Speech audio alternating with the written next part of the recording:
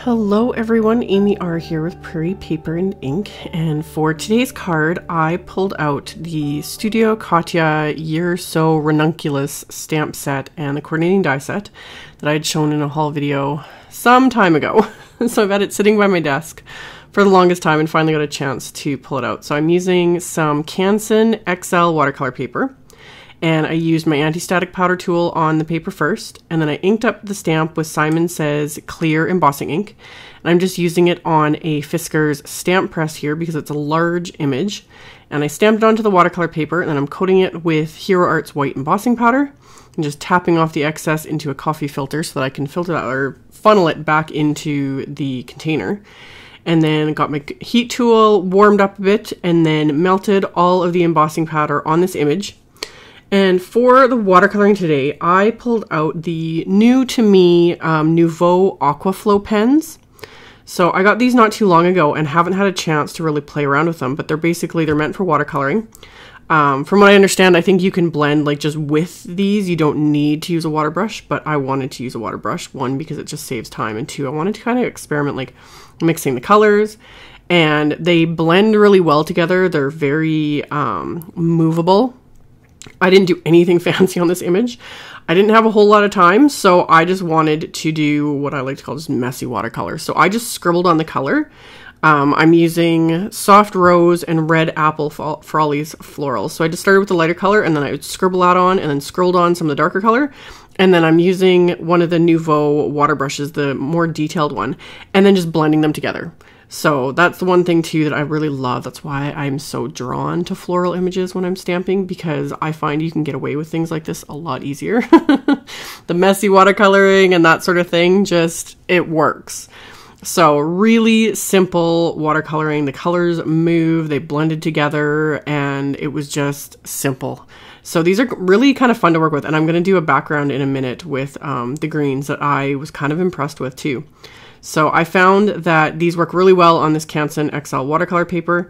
I went ahead and, did all of the last images here, and I found that they didn't leave any lines, because sometimes that happens with certain watercolors or watercolor markers is, if you color on the color first and you let it sit for too long and it dries into the paper, it's very hard to, reactivate and you get like harsh lines. These, so far, I haven't found that. So I'm kind of impressed with them. They're fun. So I did all the flowers, and then I went in and did the stems here, and I used the two different greens that I've got. So I had fresh green and evergreen fern, and it says right on the side of the barrel, which I didn't notice until I was using these because my evergreen fern seemed to be like leaking everywhere. It says right on the barrel to store these upright, so brush tip facing upwards, which makes sense. So just an FYI, but yeah, if you get these, it says right on the barrel. But I had mine stored sideways for the longest time and wasn't paying attention. So now they are upright so that they don't leak everywhere. So did all my watercoloring, let it dry, ran that through my Big Shot machine with the coordinating die. And then I took another piece of the same watercolor paper, and I wanted to just create a really simple background. So I took the larger of the Nuvo water brushes, and I'm literally like squeezing it onto the paper here, and I have to like hold my hardboard up a little bit so I can see where it is, just to create a wet area for all this to blend into. And then I just scribbled on the two same greens, and this does look like an absolute hot mess. Kind of blending them together, scribbling around. I'm not worrying about the center because no one's going to see it, so it's irrelevant. But started filling around, and then what I really had fun with was, like, I squeezed on more water, but then I also took that lighter green and literally like, squeezed it and added drops of that onto the wet watercolor. That was fun. I really liked how that happened. It just kind of like blended more, and these, I could see these being really fun for backgrounds. So once I was happy with that, I dried that with my heat tool really well, and then I wanted to experiment one more time, so I sprayed it with my distress sprayer to get a splatter effect. And again, this is where I was super impressed. This is really, really reactive with water. Like, I barely had to let it sit, and then was able to pick up the water with my paper towel, and I got this awesome splatter effect on the background too. So I'm really impressed with these pens. They're fun. So I made sure everything was completely dry, and then set these aside, and I die cut the word hello 3 times from some black cardstock. This die comes with the Year So Ranunculus die set. There's a word that says hello, and then there's one that says lovely. So I die cut the word hello 3 times from the black cardstock, and then I'm going to stack this together using my multimedia matte adhesive with the fine tip applicator. Haven't used this in a while. I've had a lot of people asking me, like, do I still like this adhesive? Because I've been using my, you know, Tonic Nuvo adhesive so much. I still love my multimedia matte, especially for really fine detail sentiments like this. With this little applicator tip, it's just a lot easier to kind of get into the thicker areas, add the adhesive where I want it, and then stack sentiments like this together and then adhere to my card, etc. So I always make sure to try and remove any adhesive from the actual applicator tip itself, like squeezing the bottle back and forth. Because that's usually where I do get clogs. I've said this before, it does clog on me sometimes. I just have really fine little pins that I'll use to unclog it when that does happen. But if I'm a little more careful and actually make sure to remove any adhesive from the tip before I put the lid on, I generally don't run into that problem. So got my sentiment stacked, and then I'm going to adhere my main image here with some foam tape so it's popped up. And then fiddled around with where I was going to adhere the sentiment and ended up deciding to cut off the one end. That's something I don't do very often. I don't know, I see other people do that so much, like the out of the box thinking, and it's very rare that I will alter, you know, my stamped images or my die cuts or anything like that. But so often you do something like that and it completely, you know, changes the look of it or just makes it work better, etc. So that's what I did with this one. I just cut off that one end because I didn't want it hanging off the edge of the card. And then use some more multimedia matte adhesive here to get this die cut adhered to the main image.